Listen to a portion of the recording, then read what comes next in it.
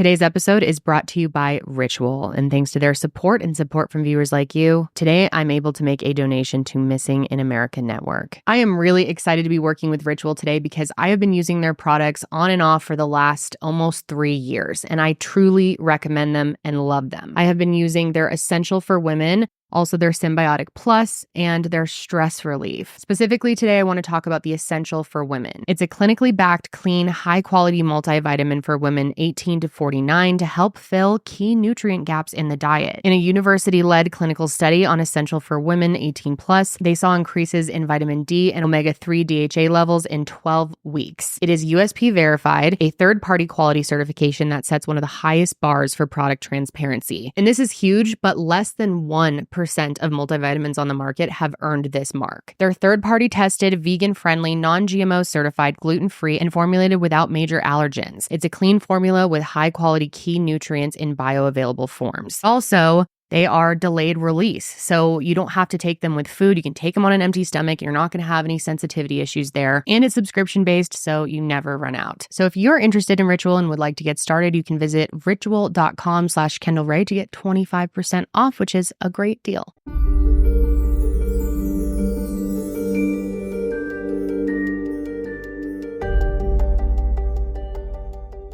Hello, everyone, and welcome back to True Crime with Kendall Rae. Thank you so much for joining me today. And if you are new, then welcome. I am so happy to have you, and be sure to click subscribe so that you never miss an upload from me. Also, to those of you who are a consistent watcher, make sure that you're actually subscribed, because tons of you lately have been telling me that you thought you were subscribed, and YouTube seems to unsubscribe people from channels, which is so crazy to me. I don't understand why, but just give it a check. Today, we're going to be discussing the case of Mike Williams. And when I learned the details of this case and how everything unfolded over a long period of time, I was just blown away.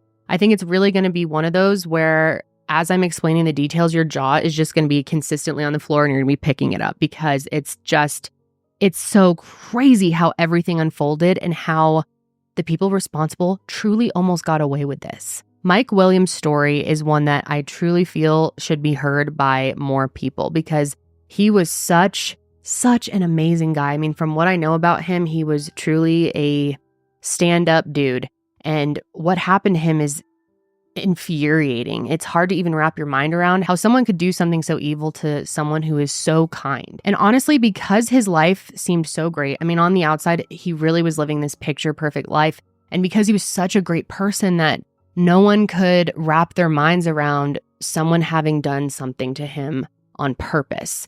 And so because of that, this case went unsolved for nearly 2 decades. But there was one person deep down who knew the truth, stuck to her guns, and made sure that Mike got justice. But before I give anything else away, let's go ahead and jump in, because we do have a ton to go over. But let's start with talking about who Mike was. So his given name was Jerry Michael Williams, and he went by Mike pretty much his whole life. Everyone called him Mike, so we're definitely going to be referring to him as Mike throughout this video. But he was born on October 16th, 1969 in Tallahassee, Florida, to his parents Jerry and Cheryl, and he also had an older brother named Nick. And from a young age, both boys were taught the importance of hard work. For Mike, this is so impressive as a young child, but that meant waking up as early as 3 a.m. to stock shelves at the local supermarket in order to help his family with the bills.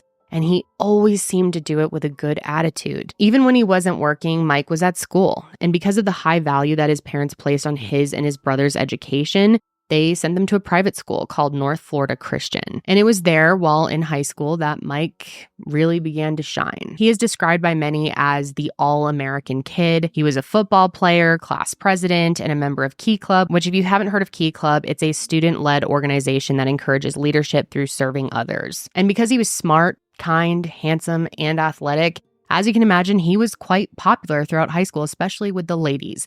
But there was only one lady that he was ever really interested in, and that's Denise Merrill. Now, Denise was a cheerleader at North Florida Christian, and their romance played a lot like it would, in the movies. Football player meets pretty cheerleader, they begin dating, they fall in love, they get married, you know the story. And that really was their story at first and for quite some time. And they were popular when they were in high school. They were popular when they got out of high school and in their adulthood as well. He was voted best personality and she was voted best dress. So to so many people, they just seemed like this match made in heaven. After graduating high school, they both went on to attend Florida State University, and their relationship seemed to flourish throughout those 4 years as well. College was a great experience for them both. And when they graduated, they both ended up in career fields that they were really excited about. Denise got a job as an accountant, and Mike got a job as a real estate appraiser for the Ketchum Appraisal Group. And really, his career trajectory was looking very strong. And that's because, like I said before, going back to getting up at 3 a.m. to work, he was just in general a hard worker. His boss, Clay Ketchum, who ended up being a really good friend of his and we will be talking about later, says that Mike was often putting in 15-hour days and that he was just the type of guy that you would want on your team. But for as much as Mike truly loved to work and how much time he put into it, he also always made sure there was plenty of time for his relationship with Denise. Tons of people in their lives really saw them as this perfect couple and couldn't help but admire and sort of envy what the two of them had. And as you can probably guess, eventually they did get married, and that was on December 17th, 1994. And both of their families and friends were very eager and excited when the two of them finally tied the knot. They both just seemed so ready to start the rest of their lives together. And believe me when I say, the dedication Mike poured into his work was the same dedication that he poured into his wife. He truly respected her, loved her so much, put her on a pedestal, would do absolutely anything for her, and really, really was dedicated to taking care of her. And here's a great example of this that I just could not believe personally. But if Denise needed her gas pumped, she would call Mike, even if he was at work, to come pump it for her. And no questions asked, he would drop what he was doing, leave work, go pump her gas, and then come back to work. Which to me just really speaks so much about his character and his dedication, his love for other people, like willing to help others as much as he could, especially the ones that he loved the most. And I think this is a good way to put it. This is something that one of his friends said about him, is that Mike was an innocently good person. His boss jokingly said that everyone wanted to be married to Mike, and I can definitely see why. It'd be pretty nice to have someone come pump your gas for you. And if that's the types of things that he was doing for her, I can't imagine everything else that he did for her. And not only was he super devoted, dedicated to his wife, but he also was very dedicated to his friendships. He truly cared for others. He was kind, he was thoughtful, he was selfless. And one of his closest friends that we're going to be talking about today is Brian Winchester. And he was especially good to Brian. The two of them met back in high school and were always very close. And what's interesting is Brian also married his high school sweetheart. Her name is Kathy, and she was also a cheerleader, just like Denise. So the two of them, really bonded over that. And the four of them became very close throughout high school and also beyond that. I've also heard them described as the Rat Pack because where one went, the others followed. Really though, from the time they were teenagers, the four of them seemed to do everything together. And like I said, that continued into their adult lives as well. For example, Mike and Denise got married in 1994 and Brian and Kathy got married in 1994. And then later on, Mike and Denise became pregnant, and who got pregnant very shortly after? Brian and Kathy. I also wanted to note that Mike seemed like an incredible father. There's home footage of him right after his first child was born, and he is just beaming. He is so excited to be a dad and was talking about having another child soon with his mom, just how happy they were. And one thing I loved that he had said in that home footage, which I don't think I can play it due to copyright reasons, but he talked about how it gave him so much respect for Denise and for women in general, what they go to bring life into the world. And I think that just says a lot about a man. It honestly seemed like this was an unbreakable friendship, and especially when it came to Mike and Brian. If anything, the two of them were more like brothers than they were friends. And even Brian's dad, Marcus, ended up being a fatherly figure to Mike. And so they were all just very, very close. I think it's so important I emphasize, not that I haven't already, how close the two of them were. In fact, Brian's father, Marcus, was so close with Mike that he ended up being one of the first people that were called when Mike went missing, which brings us to December 16th, 2000. This was one day before his and Denise's 6th wedding anniversary.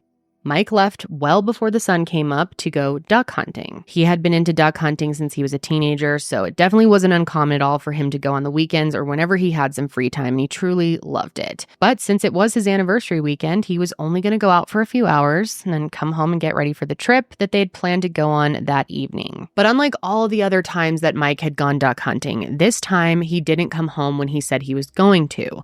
So early that afternoon, Denise starts calling friends and family to see if anyone had heard from him or possibly had seen him. And like I said earlier, one of the first people that she called was Brian's father, Marcus. And when Marcus heard that Mike hadn't come home, he calls Brian to alert him of the situation. And Brian, being Mike's best friend, he instantly dropped what he was doing and went out with his father to search for Mike. And they knew from speaking with Denise that Mike had gone out to Lake Seminole, which was about an hour away. And so that's where they went to begin their search. Other friends and family also joined in, but it was ultimately Brian and Marcus who ended up spotting Mike's truck and his trailer parked up alongside the boat landing. And obviously this discovery instantly made their hearts sink, because if Mike's truck and his trailer were there, but Mike and his boat were not, that instantly made them think that something bad may have happened out on the water, which ultimately ended up becoming the predominant theory when it came to Mike's disappearance. So they reported their findings to the Florida Fish and Wildlife Conservation Commission, who arrived by 4 p.m. that evening. And once they got there, they started what would end up being one of the largest search efforts that Lake Seminole had ever seen. And well into that evening, friends, family, and the FFWCC searched by land, water, and air.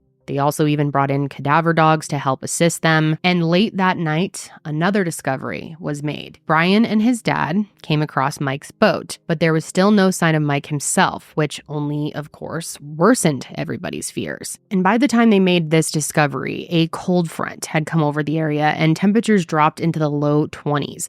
So now there was concern that even if Mike had fallen into the water somehow and had washed up on shore and was possibly still alive, that he wouldn't be able to survive the colder temperatures. Which, another thing that you guys have to understand too is Lake Seminole is massive. It's actually a reservoir, and it contains over 37,000 acres of water. So when I talk about the search efforts and not being able to find him and what a challenge it was to try and find him, I'm not talking about some tiny little lake with just a few miles of shoreline. It actually has 376 miles of shoreline, so definitely not something that they could cover in a day or even a week, which meant that they had to use any clues that they could get to try and figure out where Mike was. And obviously, the boat was a big clue. Members of the FFWCC took note of everything that was in there, which included 2 life jackets, his shotgun, which was still zipped up in its case, and some duck decoys. They also noted that the motor was dead, but there was a full tank of gasoline. And so all of these clues led to the belief that whatever happened to Mike happened relatively quickly. I mean, if his gas tank was full and his gun was still zipped up in its case, he probably didn't make it very far before whatever happened, right? And at this point in time, they figured whatever had happened was an accident of some sort. Also, it's really important to note that before this, 79 other people had fallen into Lake Seminole, and all of them had drowned. So it seemed like a fair assumption that the same thing probably happened to Mike. So the theory quickly became that he was driving the boat out, he hit some sort of like floating log or branch below the surface of the water, and he was flung over the edge of the boat. And because they believed that he was wearing his waders, the idea was that they filled with water quickly and pulled him under before he got the chance to get free. Now, if you are a regular true crime consumer, or maybe someone who is familiar with boating, or maybe someone with just general common sense, this whole theory probably isn't adding up to you, because earlier I mentioned that the gas tank on his boat was still full. And then I also mentioned that the theory is that he was flung over the side of the boat while it was moving. And if you're not picking up why this is strange, let me explain. The boat couldn't have just magically shut itself off, right? So for this scenario to be true, the boat would have had to run out of gas. But for whatever reason, everyone seemed to just accept that this was the most logical theory for what happened to him. and didn't even question the whole gas thing. So they ended up combing through 5 acres of the lake, 1 square foot at a time, trying to find Mike's body, which they were convinced was somewhere in the water. And they actually used PVC pipe to poke along the bottom of the lake because if his body was down there, then they would be able to feel it. And I watched a clip of a guy who was part of the search doing this particular work with the PVC pipe. And he explained, because I had actually never heard of using PVC pipe for a water search. I'm sure it is pretty common. I just haven't heard of it. But he explained that when you poke down, that if they were to hit a body, it would feel like a pillow. It feels soft. Versus if they hit a rock or a log or something, it would feel hard. But after days of doing this, they still didn't find anything. That was until 10 days into their search when they found what they believed was Mike's hat. And Brian was actually shown the hat and he was asked to identify it. And I've seen some sources say that he confirmed it was Mike's and other sources say that he wasn't totally sure. The hat was sent off for DNA testing so that they could be 100% certain either way. Which interestingly enough, it turns out that there was no DNA on the hat at all. But for whatever reason, everyone still just assumed that it had to be Mike's. And so that, furthered the assumption that he had to be somewhere in the water if his hat was found there. They figured that they just needed to continue searching and eventually they would find him, especially because all 79 people who had drowned in Lake Seminole before had all been recovered. So for a while, there was hope that they would eventually find him. Even if the PVC pipe thing didn't work, they all believed that he would eventually float up to the surface because after a while, the body does release gases that would have made this happen. But weeks and weeks went by and nothing came up, which at that point, people started leaning towards another theory. And that theory was that maybe Mike had been eaten by an alligator. Obviously, this is Florida. There are tons of alligators, and specifically in Lake Seminole, alligators are a dime a dozen, tons of them. And from day one of their search efforts, people had to be wary of the alligators because they were lurking in almost every shadow. And I think by this point, people just wanted something to explain why they hadn't found him yet. I mean, it wasn't making sense. And this was sort of an easy explanation. It wasn't the right explanation, but it was an explanation nonetheless. And so, in an effort to provide a reason for Mike's lack of recovery, a private search firm filed a report that stated, with the wildlife around, I would guess that the alligators have dismembered and stored the remains in a location that we would not be able to find. Now, this was something that was confusing to me, something I had never heard of. I had to look into it a little more, but it's true.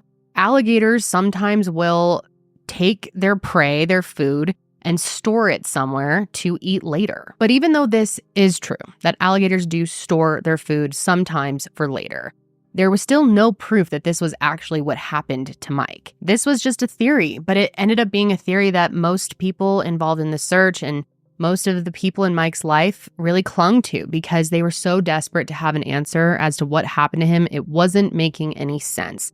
And so naturally, a lot of people just believed this, accepted this, except for one person, and that's Mike's mother. Mike's mother, Cheryl, from the jump, never believed that her son was in the lake, and she definitely didn't believe that he was eaten by an alligator. So while everyone else was ready to call it quits and just accept that that is what had happened, she was preparing to advocate for her son in a way that no one else was willing to. And I just have to say, I am a huge Cheryl fan. I love this woman. I loved learning about her and how strong she is and how dedicated she was to finding the truth.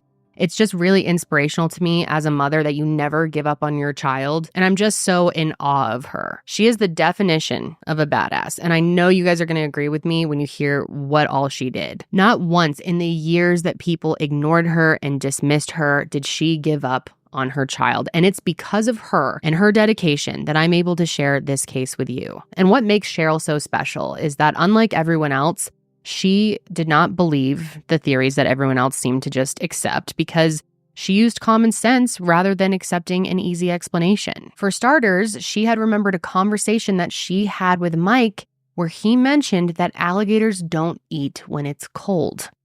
Yes, let me repeat that. Alligators do not eat when it's cold. And as I stated earlier, temperatures were dropping into the 20s, low 20s that day. So even if Mike had somehow ended up in the water that day, the alligators wouldn't have wanted him.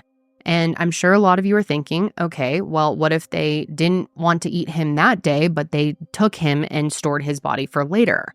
Well, that doesn't make sense either, because when it gets cold, alligators enter a state of dormancy. It's called brumation, and it's a lot like hibernation.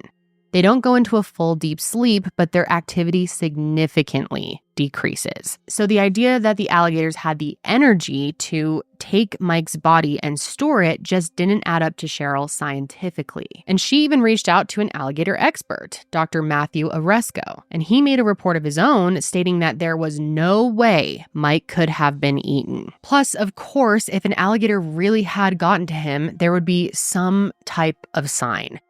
A piece of clothing, a body part, something, right? But besides this hat, which there was no way to confirm it was even Mike's, and the abandoned boat, there was nothing else to back up this alligator theory. And what's sad is that even though Cheryl tried her best to point this out to everybody, no one believed her. She could often be found picketing outside of churches and holding up signs on street corners, genuinely doing whatever she could to get people to care, but nobody did. She desperately wanted people to listen to her, but everyone just thought that she was this crazy old lady who couldn't accept that her son's death was a tragic accident. Even when the search efforts came to an end after 44 days, Cheryl never gave up. But you know who did seem to give up? And I'm sure you're wondering about this person since I haven't brought her up in a while. Denise. Denise seemed to just accept that this was a tragic accident and moved on very quickly. And not only that, but the fact that Cheryl didn't do the same is said to have really pissed her off. But Cheryl, of course, couldn't help herself. She had the mother's instinct. She wanted proof that that's what actually happened. And she may not have known what the exact truth was, but she knew that it wasn't drowning. But Denise, on the other hand, accepted this explanation without question. And another important thing to note about her is she never went out and searched for him on the day that he disappeared. I told you guys earlier about Clay Ketchum, who was Mike's boss and a friend of his as well. Well, he and his wife did go to the lake that day, and after tirelessly searching, they went to Mike and Denise's house to check on her. And according to Clay, it looked like she was throwing some sort of holiday party.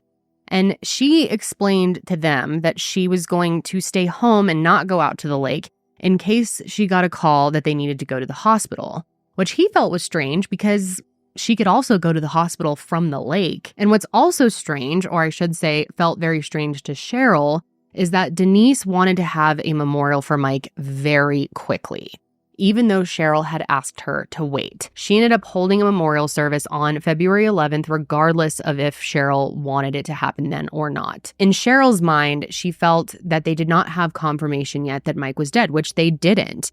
And so she felt like Denise was jumping the gun. Now, obviously, we do know that Mike was dead, and it was really just wishful thinking on Cheryl's part that he was alive. But still, she just wanted the truth about what actually happened. And the whole memorial service thing happening so quickly just rubbed her the wrong way. So she took note of it, and Cheryl took note of everything. Every inconsistency, everyone's story, every alibi. Cheryl kept detailed notes of absolutely everything and was basically running a mini investigation of her own. In total, she would end up writing a 27-page single-spaced report in regards to her son's disappearance. Every time something new came up, she would write it down and file it away with the hope that one day someone would believe her. And 6 months after Mike disappeared, a new discovery was added to her report. Just as everyone was starting to believe that they weren't going to find anything else, a local fisherman uncovered something huge. It was a pair of waders that were found in Lake Seminole in the area that was consistent with where Mike disappeared from. And although the daily search efforts had stopped at this point, it didn't take long for a diver to get back into the water. And everyone sort of believed that wherever they found an article of Mike's clothing, that Mike had to be somewhere near there. But this ended up not being the case. While they were able to recover Mike's jacket during the dive, they were never able to find Mike's body. And they knew that it was his jacket because when they unzipped one of the pockets, they found his hunting license. And you would imagine that if his jacket, his hunting license, and his waders were all found in the lake 6 months after he disappeared, that they would appear to have been in there for 6 months, right? But all three of these items clearly did not appear that they had been in the water that long. For starters, his license still had his signature on it. It looked in perfect condition, clear as day. And then his waders weren't slimy at all, like you would imagine they would be after being in a lake in Florida for 6 months. All of the items showed minimal signs of prolonged water damage, even the jacket. They also found a flashlight down there, which you would expect after 6 months that the flashlight probably wouldn't be working, right? Wrong. The flashlight was still turning on. So it became pretty clear that these items had to be planted there. And I'm sure you were thinking to yourself, well, at least the authorities now had something to prove foul play if these items had obviously been planted there. Well, yes and no. That stuff was clearly planted there, but authorities either didn't seem to care or didn't want to use common sense because they thought that these discoveries all just pointed more to the theory that he drowned. So let's just use logic here, right? If Mike did drown, what, did he magically take his clothes off before he drowned? And did those clothes magically just stay in perfect condition for 6 months in a Florida lake? Or maybe he did drown and an alligator ate him and decided to take off his clothes politely before doing so. I mean, what world are we living in where any of this makes any sense to law enforcement? I'm no expert here, but I'm going to assume that if someone is attacked and eaten by an alligator, that likely their clothes are going to get some damage too. They're going to eat some of the clothes or at least tear them up. There's going to be some sign that there was an alligator attack, but there were no bite marks, no rips, no nothing. So none of this made any sense. Plus, one of the guys who was working the case decided to smell inside of the waders, thinking that if Mike's body had been decaying inside of them, possibly, that they would smell bad. Obviously, the smell of death is horrible. We constantly hear it described as being one of the worst smells in the world. I'm thankful that I have never smelled it. I hope I never do. But he said that it smelled like lake water. Like, they didn't smell great, but they certainly didn't smell like there had been a dead body inside. If anything, like I said, this discovery seemed to just give a lot of people confirmation that Mike did, in fact, drown. In their minds, there just wasn't another reasonable explanation for how his clothes ended up in the water. And because they didn't see this for what it was, Cheryl was left to compile all the evidence herself. And of course, one of the biggest things that she had to consider was why. If her son didn't accidentally die, who would have wanted him dead and why? Obviously, Denise came to her mind, but she just couldn't wrap her mind around Denise doing something like this because she had always had the understanding that Denise and her son had a great relationship, a great marriage, and that there would be no reason she would want him dead. I mean, Mike had a good job, he got paid good money, and above all else, he was an excellent father and an incredible husband. That man loved his daughter from the second she was born. And like I said, they were already talking about how they were about to start trying for baby number 2. So in her mind, at least at first, Denise didn't seem like a likely suspect. At first. Because it did not take long for the dots to start to connect. But the next detail I'm about to tell you is going to be a big aha moment for a lot of you, I'm sure, because only about a week after Mike's waders and jacket were found in the lake, Denise cashed out on his 3 life insurance policies, which totaled $1.75 million. And obviously, this can be looked at 2 different ways. On one hand, she is now a single mother and her husband is no longer working to support her, so obviously she needs the money to support her and her child. And of course, life insurance policies are meant to be used for this reason. But on the other hand, many people believe that she was cashing out on these life insurance policies very quickly. Because technically, according to Florida state law, Denise would have had to wait 5 to 7 years to cash out on these policies, considering Mike was a missing person and not a deceased person. Yet here she is cashing out on these policies less than a year later. And I'm sure you're wondering how she was able to do that.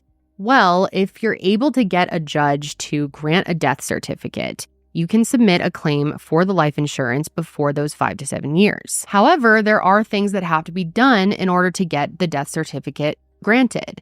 And one of those things is to hold a memorial service, which we all know Denise did. And so at that point, Cheryl's like, oh, this is making a lot more sense now. But there's more than just a memorial service that a judge would need. They also need proof that the missing person is no longer alive. And in Mike's case, at least for the first few months, they did not have that proof.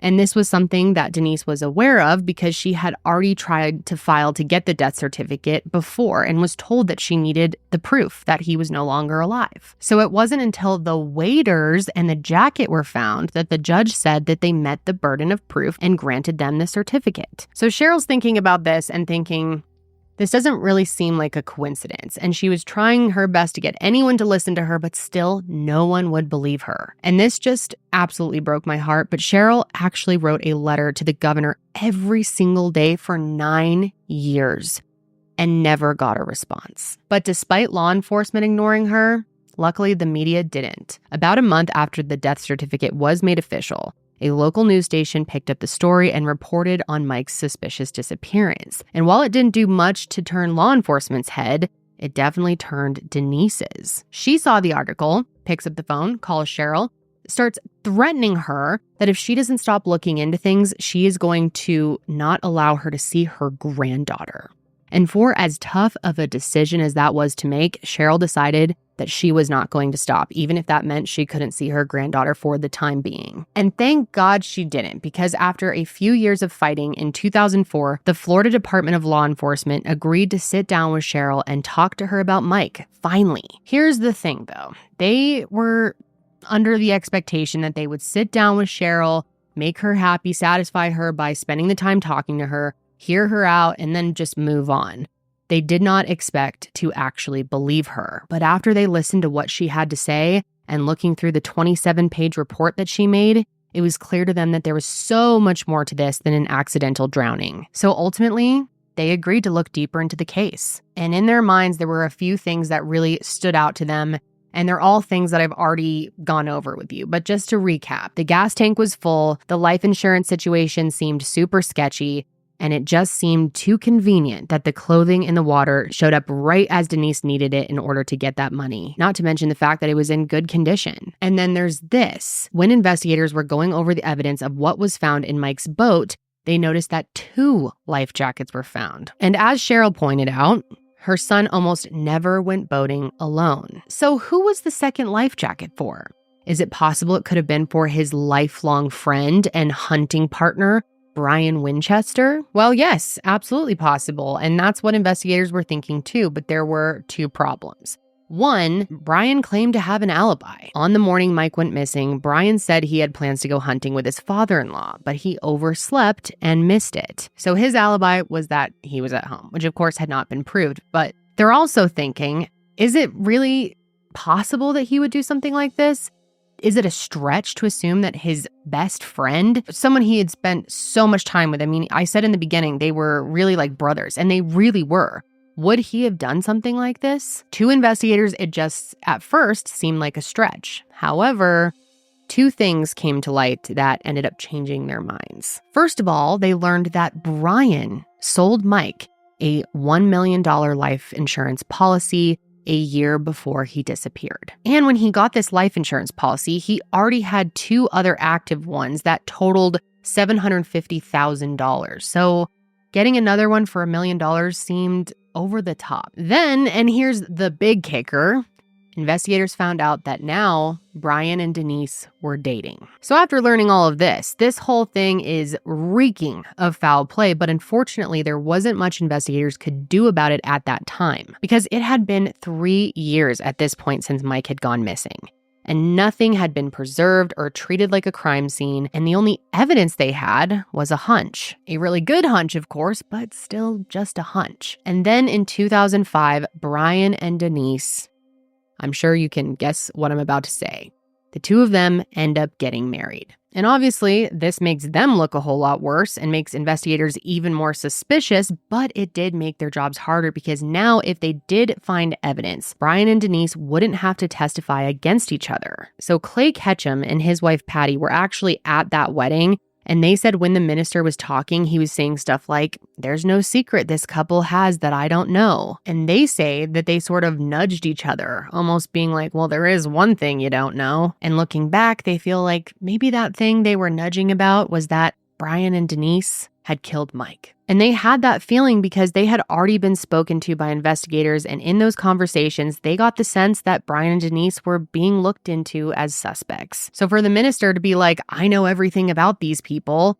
seemed kind of funny to them because clearly he didn't. And by this time, there were definitely whispers and gossip going around about the two of them and their possible connection to Mike's disappearance. But at this point, there was nothing concrete to prove that the two of them were involved, hence why they were out just living their lives. And at this point, it wasn't because of lack of trying on investigators' part. I mean, they definitely had their suspicions that the two of them were involved, but there just wasn't enough concrete evidence to support an arrest. They even tried speaking with the two of them separately, hoping that one of them would talk, but they were sticking to their stories. However, they did end up getting some useful information from Brian's now ex-wife, Kathy, who provided two key pieces of information. The first being that she believed Denise and Brian were having an affair long before Mike went missing, which would point to a motive in the case. And the second thing was that Brian was not home that morning like he claimed he was, the morning that Mike had disappeared. Kathy said that he was not home. Instead, she says that he left super early that morning and didn't come back until late afternoon. But for as good and helpful as this information was, it wasn't proof that Brian was a killer. It was proof that he was a liar, but they still didn't have enough to fully go after him yet. Apparently, there was even a witness who picked Brian out of a lineup, saying that he was the man he saw at Lake Seminole on that morning back in December. But even that wasn't enough. If investigators were going to make an arrest, they were only going to do it when they were confident 100% that they had enough to get a conviction. And unfortunately, they didn't get that confidence for a long time. They knew at the end of the day they had to wait until Brian or Denise cracked. However, Brian definitely seemed like the more unstable of the two that might crack sooner. In 2007, he ends up calling his ex-wife Kathy and asked her to meet, not knowing that she was secretly working with investigators and planned to wear a wire when they met. And when they did meet up, investigators could tell that he was on edge. Even though they agreed to meet outside of a McDonald's, when they got there, he said that they needed to go to the courthouse and walk through a metal detector so that he could make sure she wasn't wearing a wire. And if he had nothing to hide, why were you worried about her wearing a wire, bro? And obviously she was wearing a wire, but she wasn't going to let him know that. Thankfully, though, Kathy was able to avoid that and still talk to him and figure out why he wanted to talk in the first place. And the reason was because he wanted her to tell him what time she told investigators she saw him on the morning Mike disappeared. Because like we now know, Brian had used Kathy as an alibi, and now she had told investigators that his alibi wasn't true. So at this point, he's basically just trying to get her to align her story with his, but she wasn't going to do that. In fact, she wouldn't even tell him what she told the investigators, but this whole conversation was still very helpful to investigators. It didn't give them any solid proof, anything to make an arrest because he didn't admit to anything, but it definitely gave them more confidence that he was guilty. Unfortunately, though, it would take a couple more years until everything truly crumbled. And I guess I shouldn't say a couple of years. It was unfortunately much more than that. Between 2005 and 2012, Brian and Denise were living in the home that Mike bought for his wife and daughter, and they were reaping the benefits of his life insurance policy all this time. Brian had even taken on a fatherly role to Mike and Denise's child, and Cheryl had to sit back and watch them live life consequence-free. God, even thinking about what that would be like, the rage I would feel on a daily basis. I don't know how she stayed strong for so long. I truly don't. However, luckily by 2012, there seemed to be trouble in paradise. Around this time, detectives learned that Denise and Brian were talking about separating because of some affairs and claims that Brian was a sex addict. The thing is they didn't quite get divorced. Apparently, Denise was willing to try and work through things with him so long as he moved out of the house. However, by August of 2016, they hit a point of no return. Brian had turned to porn and prostitutes to deal with the pain of what he had done. And Denise had had enough. And at that point, she was fully prepared to divorce him, but Brian wasn't going to accept that. And just listen to what he did next. One morning in August of 2016, Brian hid in the back seat of Denise's car and waited for her to get in to start heading to work. Then, after she began driving, he crawled slowly out from the back seat and ends up pointing a gun at her head. And as you can imagine, she is totally freaked out by this. He then puts the gun up to her rib cage and tells her to drive. And she knows that if she does, he is going to take her somewhere and kill her. And that's because she could see that he had a tarp and a spray bottle of bleach with him, and she knew that could only mean one thing. So getting him to calm down and change his mind was the only way that she could fathom getting out of this situation alive, and that's exactly what she did. Denise managed to pull into the parking lot of a CVS and somehow convinced Brian that everything was going to be okay. She agreed with him that they needed to work things out and basically told him everything he wanted to hear, and her plan worked. Brian ends up grabbing everything that he brought and left her vehicle without harming her. And then Denise did exactly what she told Brian she wasn't going to do, and that is go directly to the cops. So I go out to my car to go to work. I work at FSU. I've turned out on Miccosukee Road. So I walked out of my house about 9:10. So then I pulled out on Miccosukee Road. I was calling my sister, and this person starts climbing out of the Maryback, and I couldn't tell at first who it was. But then immediately I knew who it was, but I was screaming, and the phone helped me. I didn't know if she had picked up yet or not. So I was screaming, help me, and then he grabbed the phone. So I don't know if he turned it off. I don't know how. I never saw the phone again. But he was up and grabbing me, and he pulled my face pretty hard, and he goes, he's cussing, you will turn here, you will turn here, blah, blah, blah. And I kept going straight. And I make a second, I didn't do what he told me to do. So then he goes, I'm going to effing hurt you if you turn here. And I kept going straight in. And I turned around and I go, what do you mean hurt me? And he pulled out a gun, like a gun, not a hunting gun, but like a gun that you would kill someone with. And he put it right here in my ribs. He put it right here. He goes, with this. And he pressed it in there. You will turn. Well, I kept, in my head, I was like, I'm making it to CVS because that's our CVS. And I was just like, I'm making it to CVS. So he put it right there.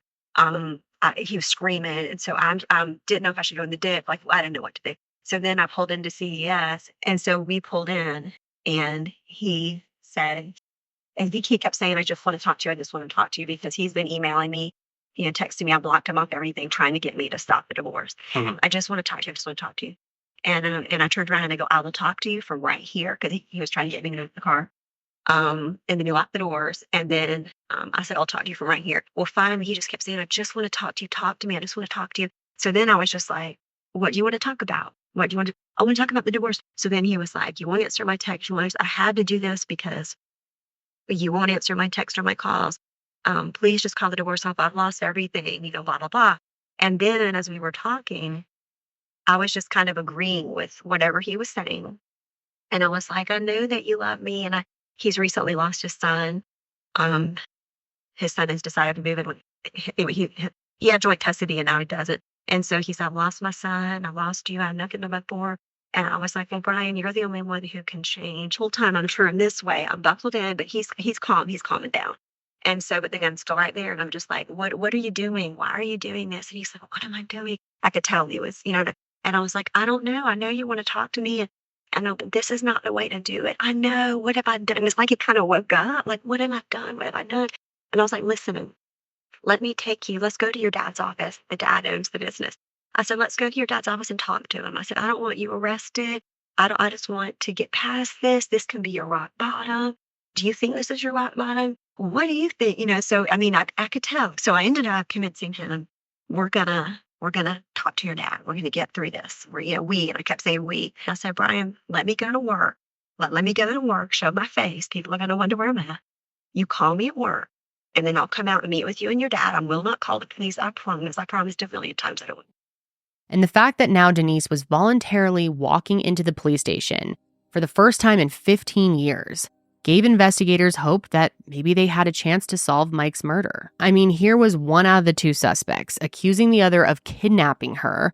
And if there was ever a time where she was going to rat him out, it was now. But Denise didn't budge. No matter how many times the detective explained to her that Brian was going to murder her, she would not give up the truth. Denise, he was going to kill you. And for whatever reason, he got through with it. He brought that stuff usually to cover his tracks. But Denise, he was going to kill you. Well, then when he finds out after 4:00 that there's a restraining order, he's going to know that I told, and he's going to come for me. He's had control over you for years and years and years. He has ruined your life. You and Deb are the same age, but y'all sure don't look it. It has eaten at you and eaten at you. And I couldn't say anything. I talked to him one time and said, we need to talk to Denise. And he wouldn't do it. He said, I'm just glad you didn't go crazy.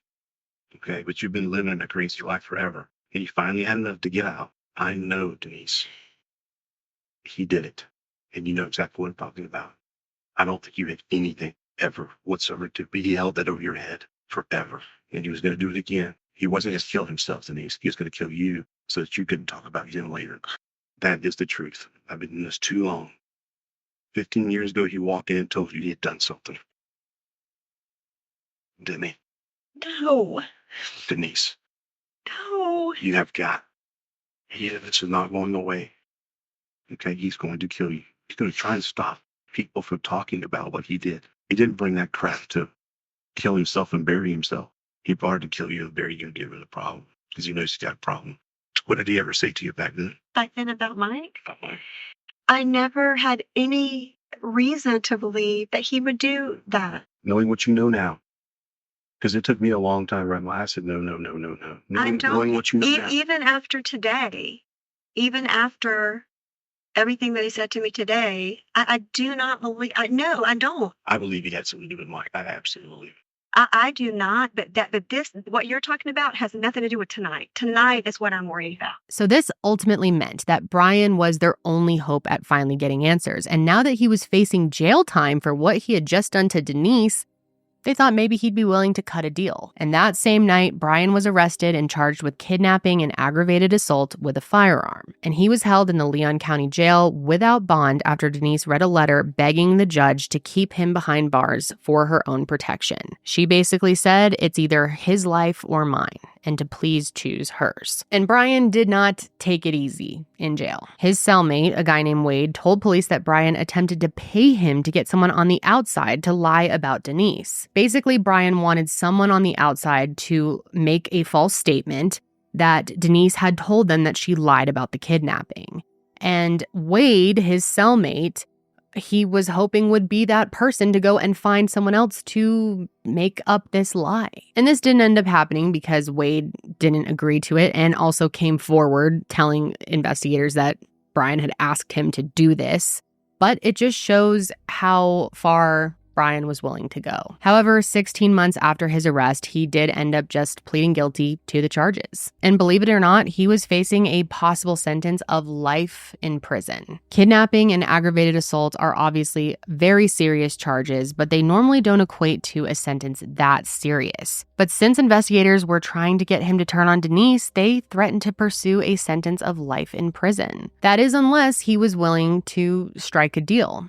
And he was. And so finally, in October of 2017, Brian made a full confession in exchange for full immunity, which is so bittersweet. Really sucks to say. Obviously, they wanted these answers so bad, and this seemed like it was going to be the only way to get it. They had waited so long, but yeah, he got full immunity. Not just that, but after 16 years of waiting, he finally led investigators to Mike's body, which turns out he had buried on the edge of the water at Carr Lake, just north of Tallahassee. And at first, the recovery of Mike's body was done in secret, and it was a success. On October 18th, 2017, Mike's remains were found, still dressed in the same clothing he wore from the day he went missing. So that tells us right there that the clothing found in Lake Seminole was just placed there. Even his wedding ring was still found wrapped around the bones of his finger. But like I said, this was done in secret. Nobody outside of the investigative team knew yet. So when Brian appeared at his sentencing hearing for the kidnapping charges, people were really shocked to hear that he only received 20 years. Denise had begged the judge to keep Brian behind bars for the rest of his life, but she had no idea that a backdoor deal had been struck. Brian was never going to get life in prison for kidnapping her, and he also was never going to face prison time for the murder that he committed. Investigators wanted to find Mike's body and close this case so badly that they were willing to strike a deal with the devil, his life for Denise's. So quite the opposite of what she was hoping for. And the confession that he gave implicated her in the murder, which gave them everything they needed to finally make an arrest. In May of 2018, 5 months after Mike's remains were uncovered, Denise was arrested and charged with first-degree murder, conspiracy to commit murder, and accessory after the fact. Denise ended up not pleading guilty on all charges and considered it was her word against Brian's, and she and her attorney were confident that she would be acquitted. So in December of 2018, almost 18 years since the day that Mike was killed, she sat on trial for his murder. Everything hinged on Brian's testimony, which in the eyes of the defense proved nothing. Brian admitted that he and he alone carried out the physical act of murder and that Denise was not there for any of it. Her role was in the orchestrating and execution of the plan, but there was nothing tangible to prove that. So the only thing tying her to Mike's death was Brian's testimony, which they didn't think the jury would believe because, after all, he is a murderer. But things did not go quite the way that the defense had hoped for, because Brian's testimony was thorough and it was damning. While he was on the stand, he confirmed that he and Denise had been having an affair for 3 years prior to Mike's murder, and he talked about how that spark started. He said that it started slow, but over time they just couldn't get enough of each other, and eventually they decided they wanted to be together officially. But the one thing standing in their way was that Denise did not want to get a divorce. For whatever reason, Denise just did not think divorce was an option in her mind. And I can see the comments now, and it's happened so often where it's like, why don't you people just get a divorce? Why go to these extremes? And obviously there are reasons. A lot of people have said that they just think Denise didn't want the shame of getting divorced, that was a huge factor in it. But obviously there were other factors as well. And according to his testimony, she would rather be a widow than a divorcee. And he said it believed it had to do with her faith and her pride. And because he said they felt like Mike dying was their only option, about a year before he died, they began plotting his murder. Well, let's fast forward to the year 2000. At some point, were there thoughts of how you and Denise could be together? Yes, sir. How did that get initiated? I think it was gradual that we, the more we were together, the more we wanted to be together. And the more we griped about Kathy and Mike, the more we wanted to be together. It just got worse and worse. I mean, it just snowballed. I don't even know how to describe it. But so yes, we eventually started talking about options and ways that we could be together. And Denise, because of the way she was raised, because of her pride, I guess I can't say all the reasons, but she did not want to get divorced and stated that she would not get divorced, but she still had a desire for us to be together, which narrowed the options even further, I guess. And boy, did they come up with some options. According to his testimony, there were several different ways that they thought about killing Mike. And one of the first ways that they thought about doing it was a staged robbery gone wrong situation. They knew that he often stayed at work late into the night, so they considered staging some type of break-in. However, they decided not to go through with this idea because it meant that there would inevitably be an investigation. So they felt like staging an accident would be their best chance at getting away with this. And that's when they started talking about planning a boating trip out on the Gulf where an accident would mysteriously occur. And what's wild is in this plan, Kathy was going to be killed as well. So another idea, we all used to go out on boats a lot, and Mike had a boat. And another option was that the four of us would go out on a boat out into the Gulf. And basically, Kathy and Mike would be pushed overboard, and that Denise and I would find a buoy way offshore that we could hold on to and either let the boat sink or let the boat take off on its own or whatever and make it look like we had an accident on the water and that Denise and I had survived the accident.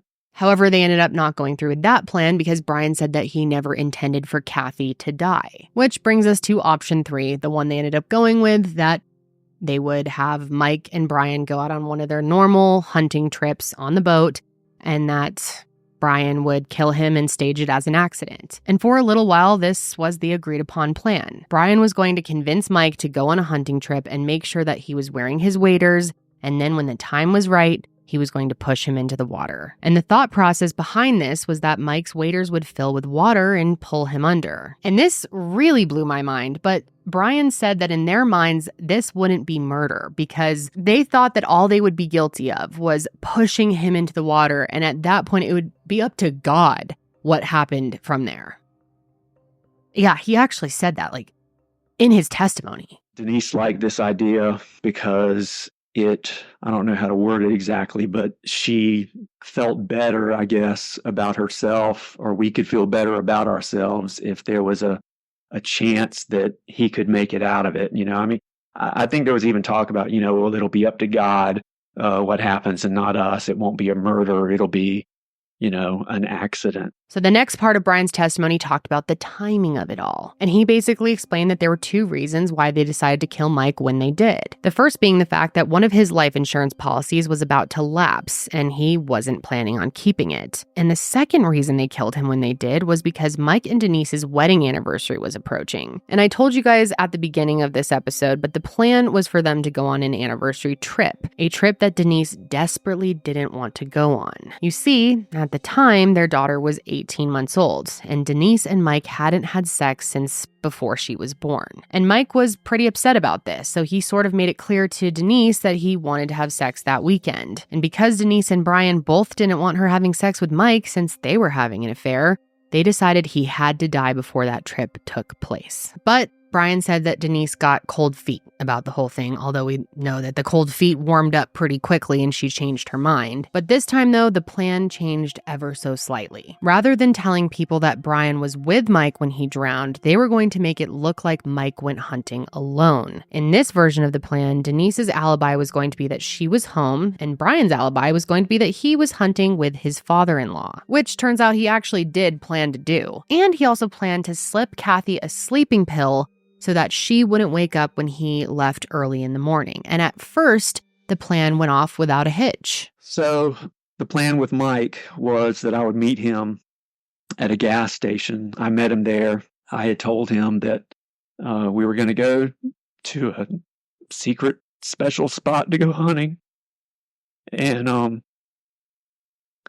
that he needed to bring his waders. I had to make sure that he brought his waders because the belief was there was kind of there still is probably like a duck hunter's myth that if you fall overboard with your waders, you're going to sink really quick and drown. So I had to make sure that he brought his waders.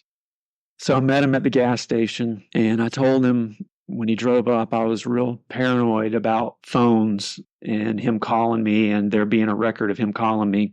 So I told him that my battery was dead on my phone, that there was no reason for him to call me, because normally we would have called and talked to each other. So I followed him over to the lake. He had his boat behind his Bronco, and I followed him in my white Suburban. And so we pulled into the landing and launched the boat. And I said something. I had to make sure that he had the waders on. So I said something about we're running low on time or we're going to be really pushed. And because I knew where we were going hunting, I was in the back of the boat driving and he was in the front. But once they were out on the water, it was clear to Brian that time was running out. And when he went to execute the plan, it didn't go the way that he had expected it to. I know I was very concerned about the time. Everything had taken longer than what I had anticipated, and I had to be back in town early enough in time to meet my father-in-law for my alibi trip. And so we headed out, and there was a deep area, maybe a couple hundred yards from the landing that we put in. We got to that area that I knew was a deep area, and I don't remember exactly how I got him to stand up, but I don't know if I pretended something was wrong with the motor or the weight in the boat was off or something, but basically stopped the boat and got him to stand up. And when he did, I pushed him into the water. What happened next? So he was in the water and he was like struggling and the motor of the boat was still running. And I pulled off just a little bit to get kind of away from him so that he couldn't reach back into the boat. And I didn't know it at the time. I didn't know if he was trying to swim, but what I came to find out or eventually realized was he was taking the waders and the jacket off. He got those off and he swam over to one of those stumps and held on to it. And he was panicking and I was panicking. And none of this was like going well I thought it was going to go. And I didn't know what to do. He started to yell and I didn't know how to get out of that situation. And so I had my gun in the boat, and so I loaded my gun, and I ended up circling closer towards him, and he was in the water. And as I passed by, I shot him. Yeah, I know it's a lot. I've listened to that clip probably 10 times, and it is just so upsetting, so heavy.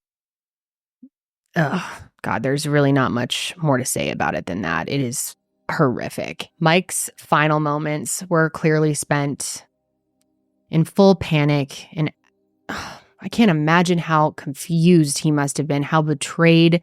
It's horrible thinking about what the end of his life was actually like. He had expected that Denise could have been cheating with him, but in his wildest dreams, he didn't imagine that it could be with his best friend, his lifelong best friend, who was basically like a brother to him. And it's hard to say if when he was in the water, he even could put 2 and 2 together in those moments. It all just happened so quickly, and I just can't get over how preventable it was. Brian even said that he closed his eyes when he shot the gun because he couldn't look at Mike while he killed him.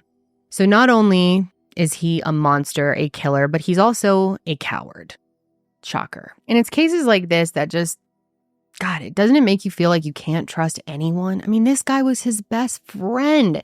Never in a million years would Mike think that Brian would shoot him, kill him. It's unbelievable. Anyways, though, that's not where the story ends, because as we know, Mike's body wasn't left in the lake. According to Brian's testimony, he pulled Mike's body into the boat and loaded him into the back of his car. By this point, he was already running late and wasn't going to be able to meet his father-in-law for their hunting trip, so he rushed home to be able to establish a new alibi. And the alibi was that he had overslept. So he went home, crawled back into bed with Mike still in the back of his truck, and lightly woke up Kathy to let her know that he'd overslept but was going out for a little while with the dogs. But there was a problem when Brian went back out to his car because their driveway was slanted, and therefore blood started to drip out of the back of his car onto the driveway. So he quickly hosed it off and then went to the closest remote area he could think of, which was Carr Lake. The thing is, though, he had no tools to bury him, so he ended up having to stop at the store where he bought a tarp, a shovel, and some weights. And while Brian was there, he actually ran into someone. While I was in that store, I actually ran into a friend of ours, and I actually totally forgot about running into him or having any conversation with him until I ran into him later during the search for Mike Williams at the lake. And he said, "Yeah, I remember seeing you that day. You were in a panic. You were in a hurry." And he was thinking I was in a hurry to go search for Mike, but I was actually in a hurry because I was trying to bury Mike.